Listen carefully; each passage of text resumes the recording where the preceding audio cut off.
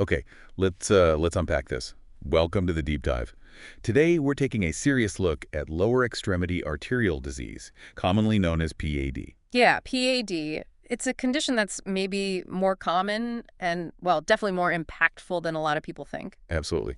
So our mission for this deep dive is pretty clear. We're going to take the source material you've shared, these really detailed medical excerpts on PAD, Yeah. and, cut right to the chase. Right. Pull out the key stuff. Exactly.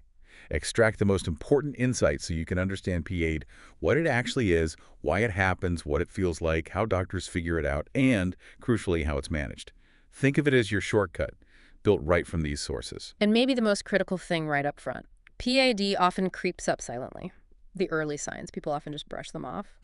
But understanding it is so important, not just for saving a limb, potentially, but because it signals risks, throughout the whole body.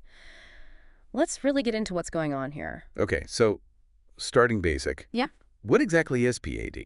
Well, at its core, PAD is arterial occlusive disease.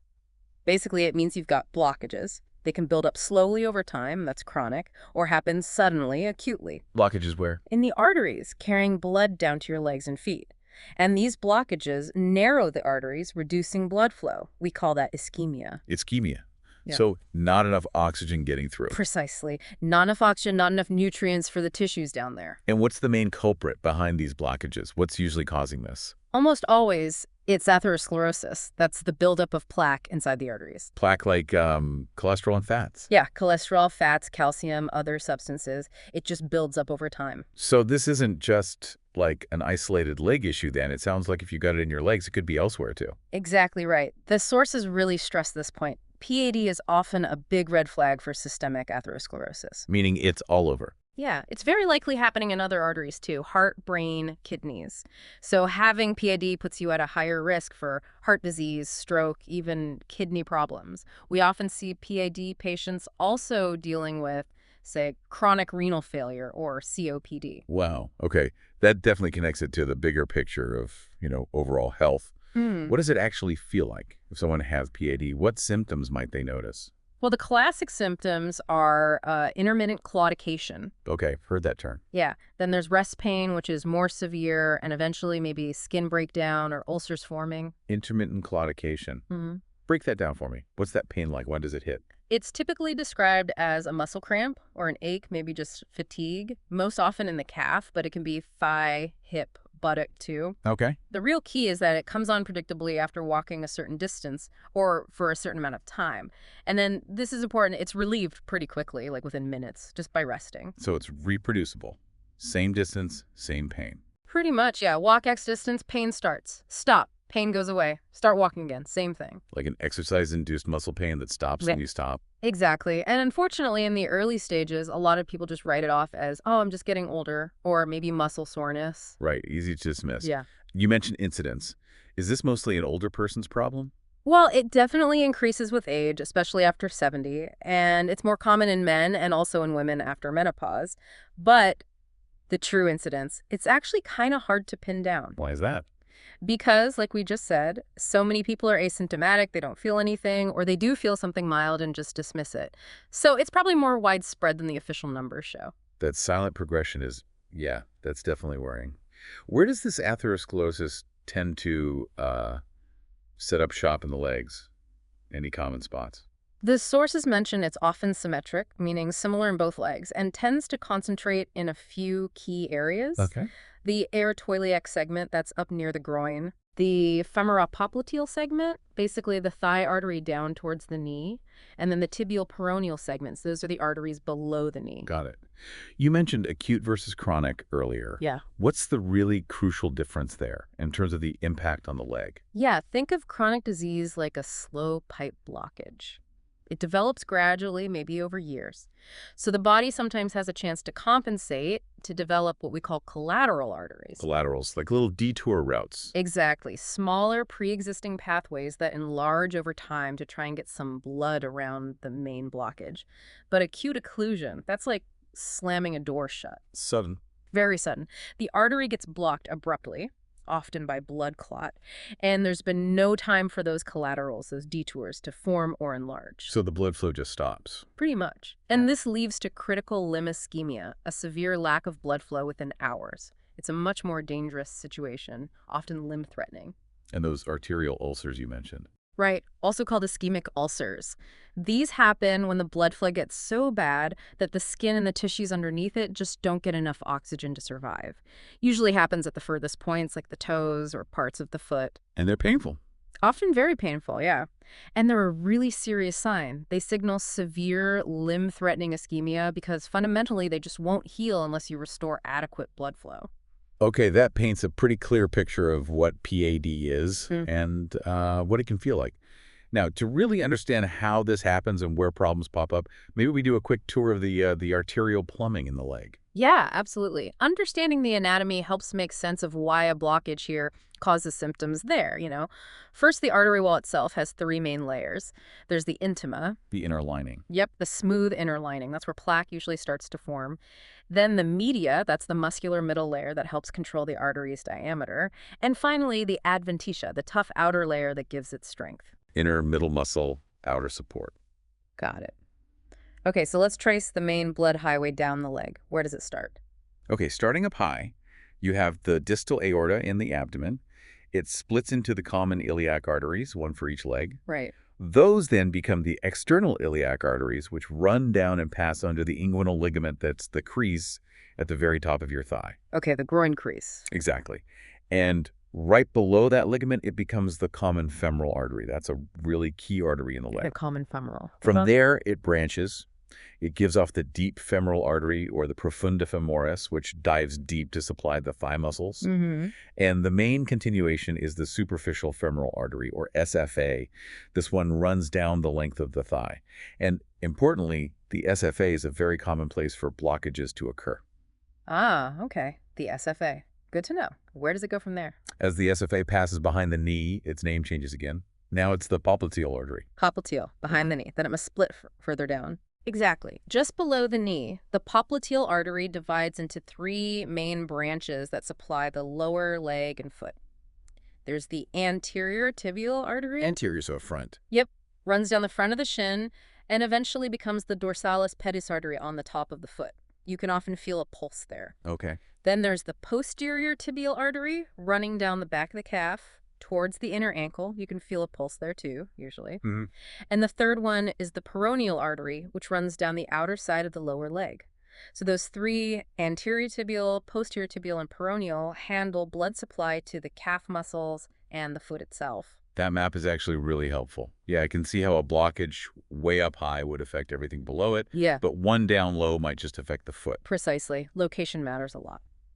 So let's dig into how this plumbing actually gets clogged up the pathophysiology. You said atherosclerosis is the main driver. How does that whole process work? Well, it's usually a slow burn. It can start really subtly with just fatty streaks on that inner lining, the intima.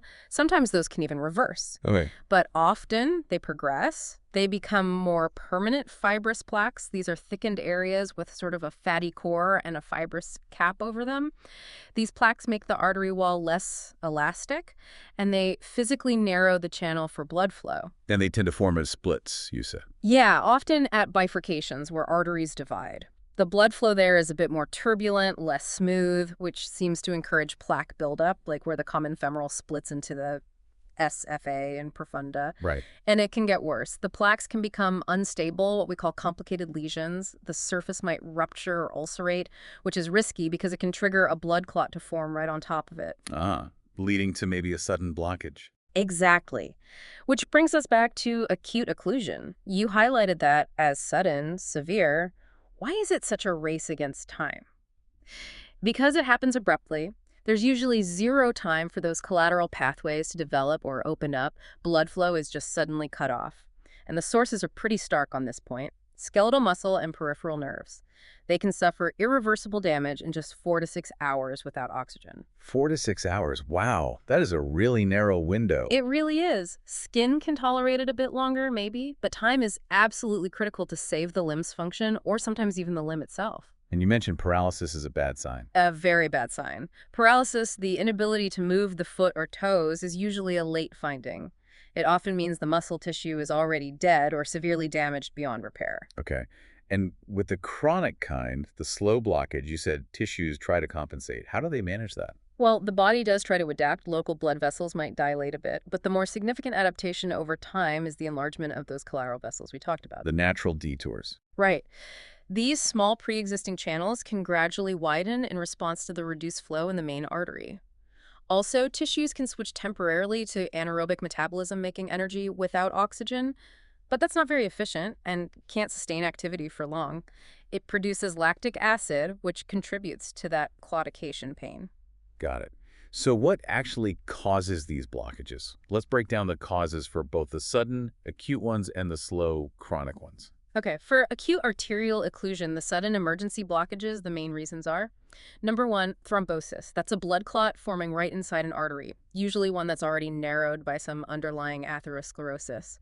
Things like low blood flow from heart failure or shock can sometimes trigger this. So a clot forming right on the spot. Yep. Number two is embolus. This is different.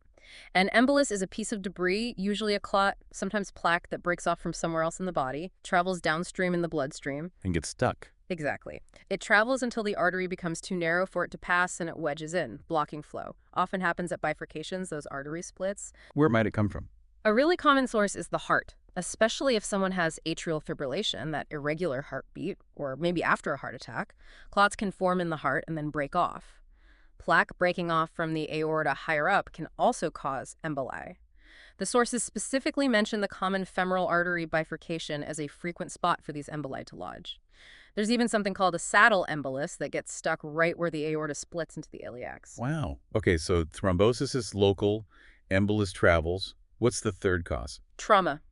Direct injury to the artery. Could be from a broken bone, a crush injury, a deep cut, or even, unfortunately, sometimes iatrogenic injury, meaning unintended damage during a medical procedure, like inserting catheters. Okay, so clot forms there, clot travels there, or direct damage. That covers acute. What about chronic? For chronic arterial occlusion, the slow buildup, the overwhelming cause, hands down, is atherosclerosis, that gradual plaque accumulation we keep talking about. Much less commonly, chronic narrowing can be caused by things like arteritis, which is inflammation of the arteries, or certain vasospastic disorders where arteries clamp down abnormally, or a condition called fibromuscular dysplasia, which involves abnormal cell growth in the artery wall.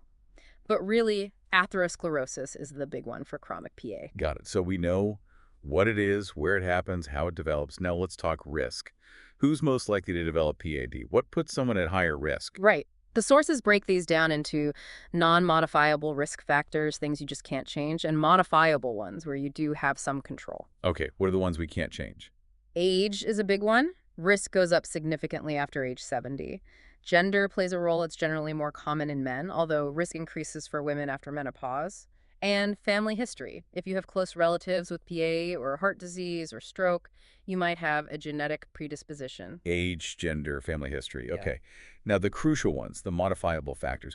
What can people actually do something about? These are absolutely key, both for preventing PAD in the first place and for slowing it down if you already have it. And number one, with a bullet, is smoking. The big one. Absolutely the big one.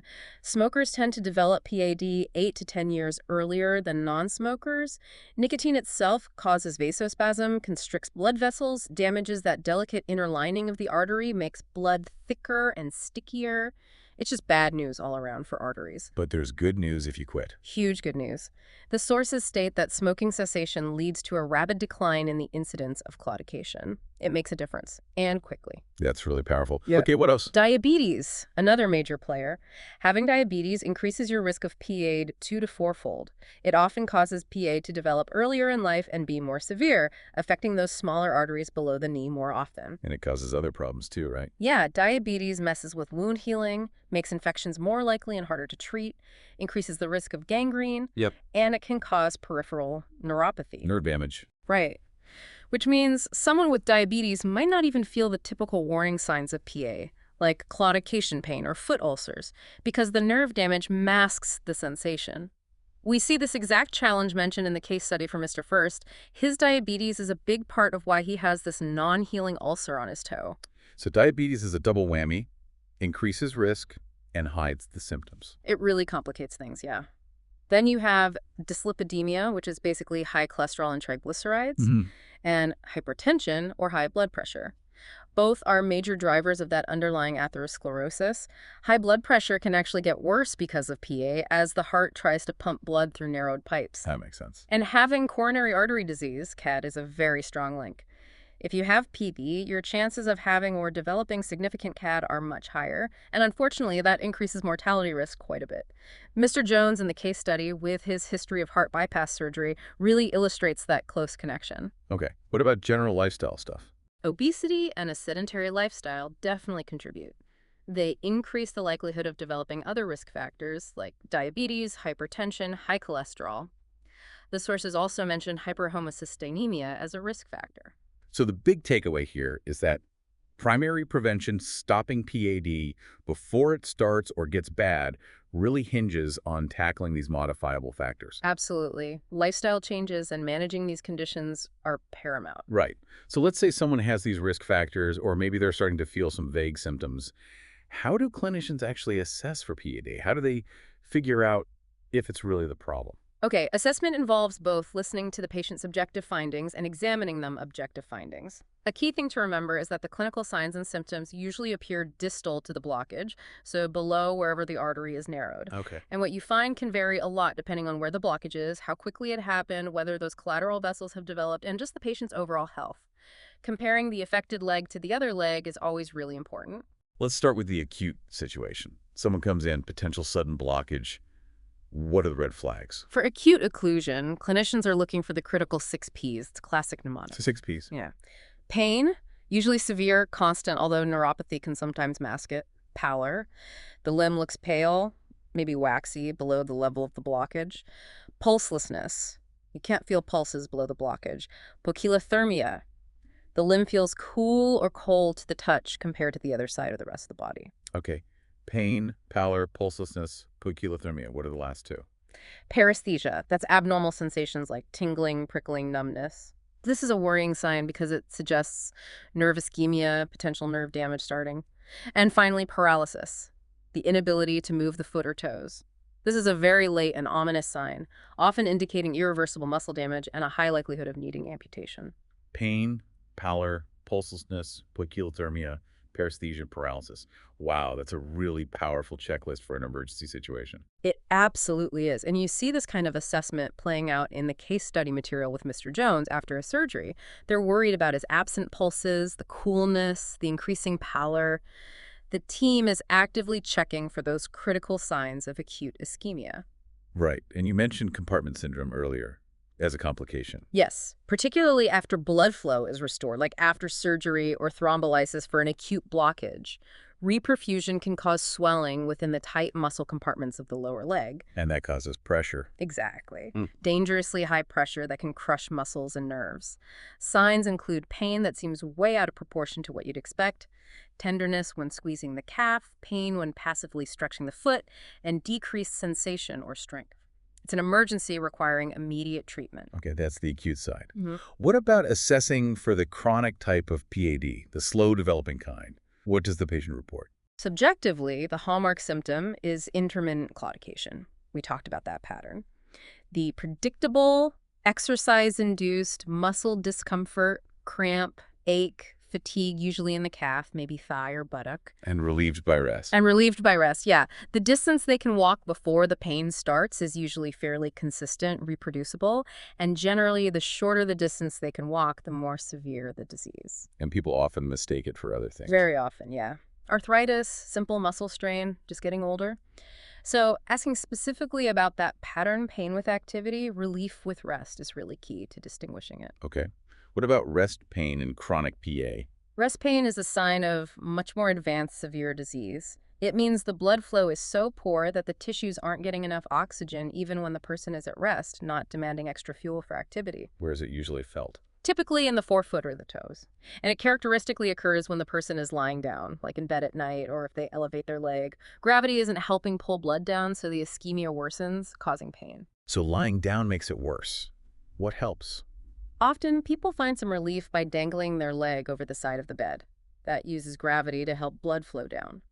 But you have to be careful because doing that for long periods can cause the foot to swell up, which isn't good either. And rest pain signifies. It signifies limb-threatening ischemia. It means the limb is really struggling for survival, and it's often associated with non-healing ulcers or the beginnings of gangrene. Mr. Jones, in the case study, having increasing rest pain was a clear signal his chronic disease had progressed to a very severe stage. Any other subjective things someone might report? Yeah, they might just notice that one foot or leg feels consistently colder than the other. And sadly, sometimes the discussion might involve the potential need for amputation if things are very advanced. Objectively, you'd also note any history of atherosclerosis elsewhere, heart attacks, strokes, kidney artery issues, and family history of risk factors. Their functional ability, how much the symptoms limit their daily life, is also important. Okay. Now let's move to the physical exam for chronic P8. What does the clinician actually look for or feel? All right, on inspection, just looking, you check skin color. Hmm. Is there pallor, unusual paleness, especially when the leg is lifted up? Is there dependent rubor? Rubor, like redness. Yeah, it's a sort of dusky, reddish-blue discoloration that appears when the leg is hanging down. Hmm. It happens because the small vessels dilate maximally trying to get blood, but the flow is so slow the blood loses its oxygen. You also look at skin temperature. Does the affected limb feel cooler than the other side, particularly distal to where you suspect the blockage? Mm-hmm. Then you look for trophic changes. These are signs the skin isn't getting enough nutrients. Things like hair loss on the lower leg and foot, skin that looks thin, shiny, and maybe taut. Fingernails, well, toenails, might become brittle. The toes themselves might look a bit shrunken or tapered. Okay. And obviously looking for wounds. Critically important, yes. Any signs of skin breakdown, actual ulcers, or gangrene, which is dead tissue. You'd note the overall size and symmetry of the limbs, too. Is capillary refill slow? Is there any edema, although that's not typical of Pod D itself unless they've been dangling the leg a lot for rest pain? You described arterial ulcers earlier. Remind me what they typically look like on exam. According to the source material, yeah, the ulcer base and the skin right around it often look pale, maybe even get whiter if you lift the leg. The surrounding skin is usually shiny, smooth, hairless. You might see patches of gangrene nearby blue, purple, or black dead tissue. The wound bed itself can look dry, maybe desiccated, or it could have some moist dead tissue if it's gotten infected. And location, where do they usually pop up? Typically at the distal ends, tips of the toes, between the toes, maybe on the heel or ankle, or over bony prominences on the foot, like the ball of the foot, phalangeal heads. They can also occur where minor trauma happened, like from ill-fitting shoes, because the tissue just couldn't heal. Size varies. Sometimes they're small, look almost punched out, other times larger if trauma was involved.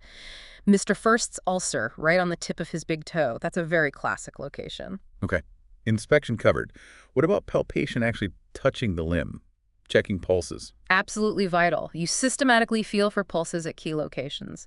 The femoral artery in the groin, the popliteal behind the knee, and then down at the ankle and foot, the posterior tibial pulse, inside ankle, and the dorsalis pedis pulse, top of foot.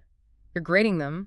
Mm-hmm. Are they normal, present but diminished, or completely absent? What if you can't feel them? If you can't palpate them, especially the foot pulses, you'd use a handheld Doppler ultrasound device. It lets you listen for the sound of blood flow, even if the pulse is too weak to feel. Important point. Yeah, and it's worth noting, a small percentage of people are just born without palpable pedal pulses, so absence isn't always disease. Also, in someone with milder claudication, the pulses might feel normal at rest but then disappear after exercise, which is another clue. What else do you feel for? Skin temperature, using the back of your hand to compare sides. Asymmetric coolness is a strong suggestion of arterial insufficiency on the cooler side. If both legs feel cool, it might be more general vasoconstriction or maybe a blockage higher up, like in the aorta. If there's an ulcer, you gently palpate around it for any hardness or warmth suggesting infection, cellulitis. And feel the wound bed itself. A soft, boggy base might mean deeper tissue death or infection. Okay. Inspection, palpation, any auscultation, listening. Yes, using a stethoscope to listen over the major arteries, particularly the femoral and iliac arteries in the groin area. You're listening for bruits. Bruce, like a whooshing sound. Exactly. It's the sound of turbulent blood flow rushing through a narrowed section.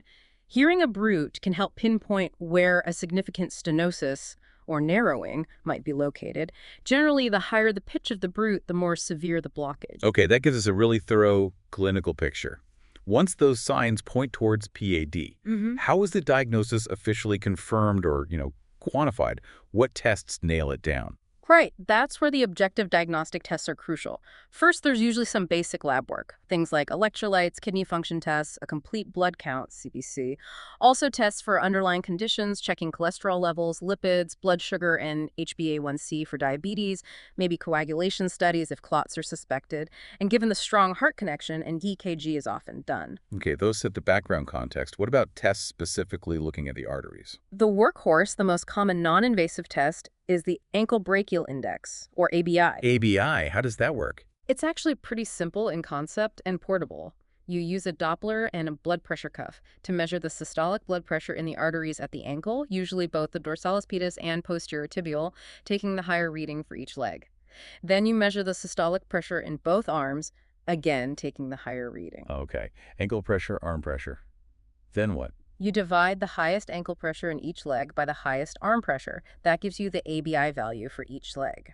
And what do the numbers mean? A normal ABI is generally considered to be between 0.90 and 1.42. An ABI less than 1.90 indicates PAD. The lower the number, the more severe the arterial obstruction. For example, Mr. Jones in the case study had an ABI of 0.45, which points to severe ischemia. Okay, less than 0.9 is bad. What about that upper end, 1.40? This is a really critical point the sources emphasize. An ABI above 1.40 doesn't mean super great blood flow. It usually means the arteries are calcified and stiff, making them non-compressible. So the cuff can't squeeze them properly. Exactly. You get a falsely high-pressure reading. This is especially common in people with long-standing diabetes or kidney failure. Remember Mr. First with his diabetes. His ABI might look normal or even high, but it could be totally misleading because his arteries might be like lead pipes. Wow, okay, so a high ABI, especially in a diabetic, could actually hide severe PAD. What do you do then? That's where the toe systolic pressure index, TSPI, or just toe pressures, comes in. The small arteries in the toes are much less likely to be calcified and non-compressible. So you measure pressure at the toe instead. Yep, using a tiny cuff. It gives a much better idea of the actual perfusion, the blood flow getting down to the foot, especially in those patients with falsely high ABIs. It's also really useful for predicting the potential for wound healing, or whether an amputation might heal at a certain level. What are the numbers for toe pressures? Generally, a normal toe pressure is 60 mmHg or higher. Reduced flow is maybe 30 to 60 mmHg. Below 30 mmHg usually indicates critical ischemia. Mr. First's case notes mentioned his low toe brachial indices, 0.4 right, 0.6 left, which were likely much more informative about his poor foot circulation than a potentially unreliable ABI. Okay, ABI and toe pressures. What other non-invasive tests are common? There's treadmill exercise testing. You measure the ABI before and after the patient walks on a treadmill. It helps assess their functional limitation, how far can they actually walk before pain starts. And seeing how much the ABI drops after exercise can quantify the severity of flow limitation during activity. Duplex ultrasonography is huge. It combines regular ultrasound imaging to actually see the arteries and any blockages with Doppler ultrasound to measure blood flow velocity and patterns. It gives detailed anatomical and hemodynamic information, helps grade how severe stenosis is, and is crucial for planning interventions like angioplasty or bypass, even mapping out veins to use for grafts. So it gives pictures and flow data. Exactly. Then there are pulse volume recordings, PVRs, or segmental limb pressures. These use multiple blood pressure cuffs placed at different levels on the leg, thigh, calf, ankle. By measuring pressure and looking at the waveform shape at each level, you can pinpoint roughly where a significant blockage is located. Like narrowing down the location. Right. And transcutaneous partial tension of oxygen, TCPO2. This uses sensors placed on the skin to measure the actual amount of oxygen diffusing out to the tissues. It's good for assessing how well the microcirculation is working, checking if an intervention improved oxygen delivery, or helping decide the most appropriate level for an amputation to ensure healing. Okay, quite a toolkit of non-invasive options. What about the more invasive tests? When are those needed? The classic invasive test is arteriography, also called angiography. This is where contrast dye, which shows up on x-rays, is injected directly into the arteries, usually via a catheter inserted in the groin. Like plumbing inspection with dye. Pretty much, yeah. It creates a detailed roadmap of the arterial tree, from the aorta all the way down to the small vessels in the foot. It clearly shows the exact location, length, and severity of any blockages or narrowings. It also shows the condition of the runoff vessels, the arteries below the blockage, which is critical information if you're planning a bypass surgery. So it gives that really precise blueprint needed for surgery or procedures. Exactly. It's often done right before or even during an intervention. There are variations like digital subtraction angiography, DSA, which uses computer processing to remove background structures like bone, giving a clearer view of just the dye-filled arteries, especially useful for small vessels. Are there non-invasive ways to get similar pictures? Yes, magnetic resonance angiography, MRA, and computed tomography angiography, CTA, are increasingly used. MRA uses magnetic fields and radio waves, and sometimes can be done without contrast dye, which is a plus for patients with kidney issues. CTA uses X-rays and usually does require IV contrast dye. It's particularly good for looking at aneurysms, checking on previous grafts, or defining issues with the artery wall itself, not just the lumen. Okay, so lots of ways to diagnose and map out the problem. Once PAD is identified and characterized, how do you go about treating it? Right, treatment strategies really depend on how severe the symptoms are and the patient's overall health and risk factors, and the sources make it very clear. For the majority of patients with chronic PA, especially just claudication, the initial approach is conservative management. Conservative first. Okay, what does that involve for chronic PA? Well, the absolute cornerstone is aggressive risk factor reduction. We keep coming back to this because it's so fundamental. Smoking cessation. It's non-negotiable. Complete cessation. Plus, rigorous control of diabetes, keeping blood sugar in check. Managing cholesterol and blood pressure effectively through lifestyle, diet, and medications. Achieving and maintaining a healthy weight. And increasing physical activity, combating that sedentary lifestyle, often involves a referral for dietary counseling. So hammering home those modifiable factors again. Makes sense. What else? Next up is a structured, supervised walking program or vascular rehabilitation program. This is really important. Research shows these programs significantly improve pain-free walking distance and overall quality of life. How does walking help if walking causes pain? It seems counterintuitive, right? But regular structured exercise helps the muscles become more efficient at using the limited oxygen they receive. And maybe more importantly, it's thought to stimulate the development and enlargement of those collateral arteries we talked about. So the exercise actually encourages the body to build its own natural bypasses. That's the theory, yeah. It helps create those detours around the blockages. The usual advice is to walk until the claudication pain starts, maybe to moderate discomfort, then rest until it subsides completely, and then start walking again. Repeat this cycle for maybe 30-60 minutes, at least 3 times a week, ideally more. Walk, rest, walk again. Got it. What about just protecting the leg, especially if circulation is already poor? Absolutely critical. Skin and foot protection is vital to prevent injuries that might not heal.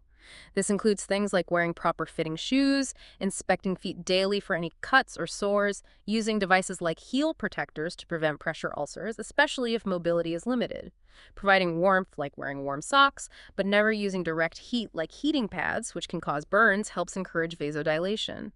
Avoiding pressure from tight bedding, maybe using a bed cradle, using gauze squares gently between toes to prevent moisture buildup and friction, and being very careful with tape on fragile skin. And managing the pain itself. Yeah, pain management involves resting when needed, avoiding elevating the leg if rest pain is present, remember gravity helps, and using appropriate pain medications, analgesics, as prescribed. Okay. Are there medications specifically aimed at improving PAD symptoms or outcomes in this conservative phase? Well, the options specifically for improving claudication symptoms are somewhat limited, according to the sources. Pentoxifylline, Trental, was used historically. It's supposed to make red blood cells more flexible and reduce blood viscosity. But the research supporting its actual effectiveness for improving walking distance is pretty weak. Okay, so maybe not that one. What about Cilostazol? Cilostazol, Plitol, seems to have better evidence behind it. It acts as an antiplatelet agent, but also has vasodilating properties. Studies have shown it can increase pain-free walking distance for people with claudication. That sounds promising. Any drawbacks? Yes, a significant one. It's contraindicated, meaning it shouldn't be used in patients with heart failure. And given how often PAD and heart disease coexist, that limits its use in a substantial number of patients. That's a really important caveat. What about standard antiplatelets? Aspirin, clopidogrel. Now these are crucial, but for a slightly different reason. Antiplatelet agents like aspirin or clopidogrel, Plavix, are mainstays. Their primary benefit isn't necessarily improving walking distance, although they might help slightly. Their main job is to reduce the risk of major life-threatening cardiovascular events, heart attack, stroke, vascular death, which people with PAD are at much higher risk for. They may also help reduce the risk of bypass grafts clotting off after surgery. So they're more about protecting the heart and brain and overall survival. Exactly. And one interesting note from the sources, systemic vasodilators, drugs designed to widen blood vessels throughout the body, are generally not effective at increasing blood flow specifically to the ischemic limb or to exercising muscle and TAD. They might just lower blood pressure overall without targeting the area that needs it most. Okay, so conservative management focuses heavily on risk factors, exercise protection, and medications primarily aimed at preventing bigger cardiovascular events, with maybe Cilostazol helping walking distance in some. That's a good summary for chronic PAD management. Now, switching gears completely. Managing acute limb ischemia, that sudden blockage, is an emergency. The approach is very different. Right, time is critical. What's done immediately? Prompt action is key. The patient needs bed rest, and anticoagulation is started immediately, usually with IV heparin. Heparin, the blood thinner. Yes. It works fast to prevent the existing clot from getting bigger and stops new clots from forming while the underlying issue is addressed. It requires careful monitoring with blood tests. Low molecular weight heparin, LMWH, is another option, given subcutaneously under the skin, often with less bleeding risk and less need for intense lab monitoring. Oral warfarin might be started later for long-term anticoagulation, but it takes days to become effective. So stop the clotting process first. What about trying to get rid of the clot? Yes, that's often the next step. One option is thrombolytic therapy. This involves injecting powerful clot-dissolving drugs, like TPA, directly into the artery, often guided by angiography right at the site of the clot. It can be very effective, especially for clotted bypass grafts, but it carries a significant risk of bleeding elsewhere in the body and isn't suitable for everyone, like someone who just had major surgery or a recent stroke. So clot-busting drugs, but with risks. What about surgery for acute blockages? Surgical removal of the clot is often necessary. An embolectomy is used for emboli. A catheter with a small balloon on the tip is threaded past the embolus, the balloon is inflated, and the catheter is pulled back, hopefully dragging the embolus out with it. This can often be done under local or regional anesthesia. A thrombectomy is the surgical removal of a thrombus, maybe involving opening the artery or cleaning out a clotted graft. You mentioned monitoring for compartment syndrome after restoring flow. Yes, absolutely crucial. After successful reperfusion, you have to watch very closely for those signs. Disproportionate pain, tense calf, numbness, weakness. If it develops, an emergency fasciotomy, surgically cutting open the overlying tissue layers, is needed to relieve the pressure and save the muscle. This exact complication is highlighted in Mr. Jones's post-embolectomy course in the case study. Okay, that covers the urgent, acute situation. Let's go back to chronic PAD. When does conservative management fail, and when is surgery considered for those slow, gradual blockages? Surgery, or more invasive procedures, are generally reserved for two main scenarios. One, disabling claudication. This means the leg pain significantly limits the person's ability to perform daily activities or work, despite trying conservative measures like exercise. Two, and more urgently, limb-threatening ischemia. This includes having rest pain, non-healing arterial ulcers, or gangrene. These indicate the limb survival is at risk. And the main type of surgery is bypass. Yes, bypass surgery is the classic surgical approach for extensive blockages. The whole idea is to reroute blood flow around the blocked segment of artery. Like building a detour road. Exactly. A graft, either a vein from the patient or a synthetic tube, is used to connect an artery with good flow above the blockage to an artery with reasonably good flow below the blockage. A very common scenario is bypassing a blockage in the superficial femoral artery, SFA. In the thigh. So you connect, say, the femoral artery in the groin to the popliteal artery behind the knee. Precisely. That would be called a femoral popliteal or fempop bypass. If the blockage is higher up, maybe an aortofemoral bypass is needed. If it's lower down, maybe a femoral tibial bypass connecting to one of the arteries below the knee. The goal is always to restore adequate blood flow to the foot to save the limb, relieve pain, heal ulcers, and improve quality of life. What are those grafts actually made of? You mentioned veins or synthetic tubes. Right. The preferred material, the gold standard if it's available and of good quality, is the patient's own vein, usually the greater saphenous vein taken from the leg. Why is using your own vein better? Autologous veins, especially the saphenous vein, tend to stay open longer, have better long-term patency, and are much more resistant to infection compared to artificial materials. They have that natural living endothelial lining. Sometimes veins from the arm or the lesser saphenous vein are used too. What if a suitable vein isn't available? Maybe they've been used before, or they're just not good quality. Then synthetic grafts are used. Common materials are PTFE, polytetrafluoroethylene, often known as Gore-Tex, or Docrin. These are durable and readily available, but they generally don't stay open quite as long as vein grafts, especially for bypasses below the knee, and they have a higher risk of infection and other complications. Sometimes human umbilical veins or composite grafts, part vein, part synthetic, are options too. So the patient's own vein is best if possible. What determines if a bypass is going to be successful long term? What makes grafts fail? Many factors influence graft success or failure. The reason the surgery was done in the first place matters. Operating for a limb salvage is riskier than for claudication. The type of graft used, vein versus synthetic. Crucially, the quality of the inflow artery above the graft and the outflow or runoff vessels below the graft. You need good plumbing on both ends. The patient's overall circulatory status and ongoing risk factors, especially continued smoking or poorly controlled diabetes, are huge. Whether they need long-term anticoagulation, and just the natural progression of atherosclerosis elsewhere in the body can eventually affect the graft or the vessels connected to it. Sometimes scar tissue called intimal hyperplasia can form inside the graft too. Okay. Are there other types of surgery sometimes used for chronic PAD besides bypass? Yes. Endarterectomy is sometimes done usually for blockages in the common femoral artery or iliac arteries.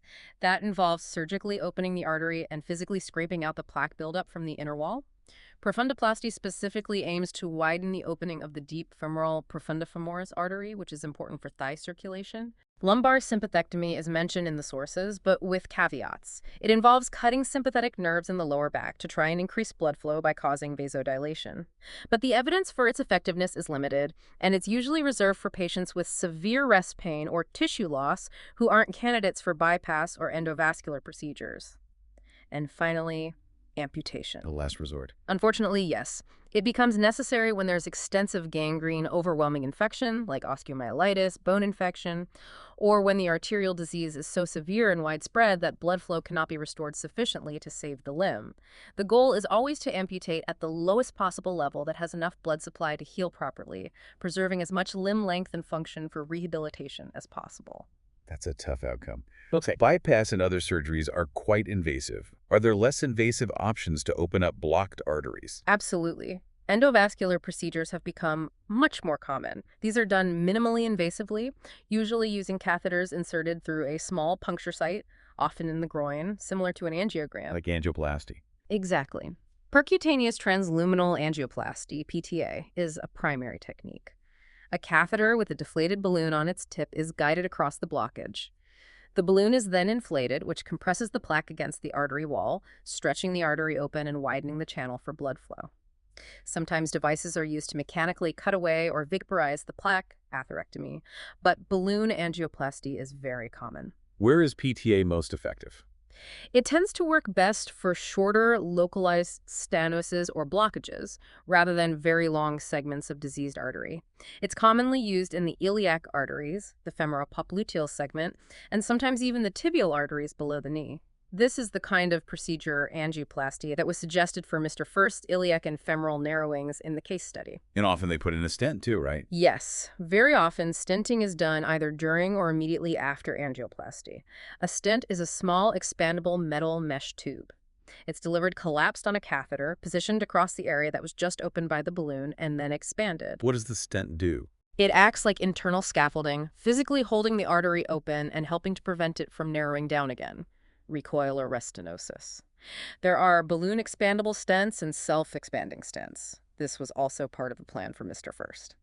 Are there risks with these endovascular procedures too? Yes, they are less invasive than open surgery, but not risk-free. Potential complications include dislodging plaque that travels downstream, distal embolization, tearing the artery lining dissection, clot formation at the site, thrombosis, bleeding or bruising at the puncture site, or even late re-narrowing within the stent. Okay, so PTA and stenting offer a less invasive way to improve flow from inside the artery. Right. They've really changed the management landscape for many PAD patients. Now, one more critical area, managing those arterial ulcers if they occur.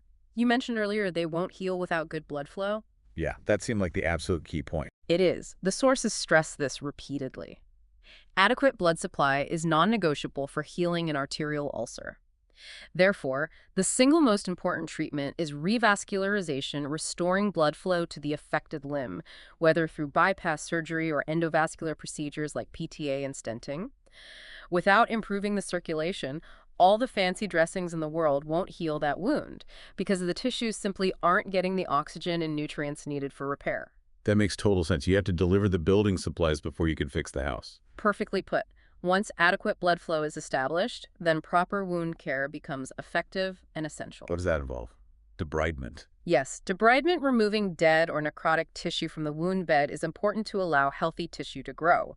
But, and this is crucial, it should generally only be done after confirming there's enough blood flow for the wound to actually heal afterwards. Debriding an ischemic wound without adequate perfusion can just make it bigger and worse. How is debridement done? Methods include sharp debridement, using scalpel or scissors, using special dressings that promote the body's own enzymes to break down dead tissue, autolytic, or using topical chemical agents. One specific point: dry, stable gangrene on toes or heels should often just be kept dry and protected, not aggressively debrided, especially if revascularization isn't planned or possible, to avoid introducing infection. What about infection in these ulcers? Infection needs prompt treatment with systemic antibiotics, pills, or IV, not just topical creams, as the infection is often in the surrounding tissue, cellulitis too. Getting a wound culture can help guide antibiotic choice, but a tissue biopsy is actually more accurate than just swabbing the surface, though you have to be careful not to cause more damage taking it. If an ulcer is deep, located over bone, or has been present a long time, osteomyelitis, bone infection, needs to be considered and investigated, usually starting with an X-ray. And dressings. What goes on the wound? Dressing selection depends on the goal and the status of the circulation. Before revascularization, the goal is often just protection. Dry dressings might be used to protect the wound from contamination and trauma, keep any dry eschar dry, and avoid macerating surrounding skin. Definitely avoid adhesive tape directly on fragile ischemic skin. After successful revascularization, when healing is possible, the goal shifts to maintaining a moist wound environment, which promotes cell growth. So moist dressings are used, but carefully, to avoid making the surrounding skin too wet. Maceration. In caring for the skin around the ulcer. Important too. Moisturize dry, flaky skin to prevent cracking. But avoid getting moisturizer between the toes, can lead to fungal infections, or over areas of dry eschar. Okay, that's a really comprehensive look at managing the ulcers, always circling back to getting the blood flow fixed first. It has to be the priority. So let's try to pull all this incredibly detailed information together now. Thinking about the day-to-day care and the crucial teaching points for someone living with PD, what are the highlights from the sources? Well, in terms of ongoing care, it involves really diligent assessment of circulation, checking pulses, color, temperature, sensation regularly. Proper positioning of the limbs, generally avoiding prolonged elevation, especially with rest pain, but also avoiding prolonged dependency that causes swelling. Encouraging movement and exercise within the patient's tolerance, providing warmth, like we discussed, and actively avoiding things that cause vasoconstriction, cold environments, tight clothing, even crossing legs for long periods. Reducing the risk of trauma is huge, which ties into meticulous foot care. Daily inspection, proper nail trimming, well-fitting shoes, prompt attention to any minor injury. Monitoring tissue integrity is constant watching for any new pain, increased swelling, drainage from wounds, signs of infection. Being aware of pressure points, ensuring good nutrition, using aseptic technique for any wound care. Pain needs to be assessed thoroughly and managed effectively, using both medications and non-drug methods. Activity tolerance needs careful assessment and gradual progression, balancing rest and activity, and particularly after interventions, vigilant monitoring for complications like compartment syndrome is key. That's a lot of careful monitoring and prevention. What about the key messages for patients themselves, for you listening? What do people with PAD really need to know and do? The patient teaching points emphasized in the sources are absolutely vital for long-term success. First, understanding the disease itself and the importance of secondary prevention, actively managing those risk factors we've hammered home. Smoking cessation, diabetes control. Exactly. Quitting smoking is number one.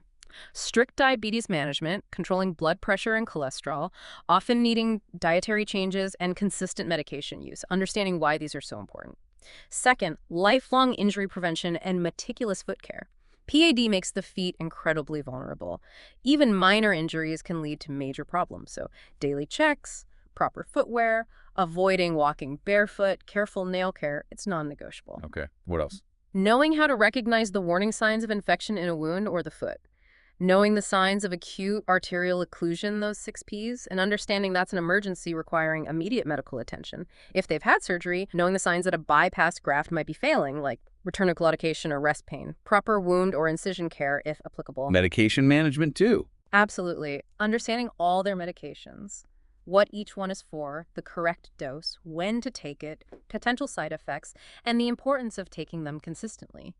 For patients with synthetic bypass grafts, knowing they might need prophylactic antibiotics before certain dental or medical procedures to prevent graft infection is critical.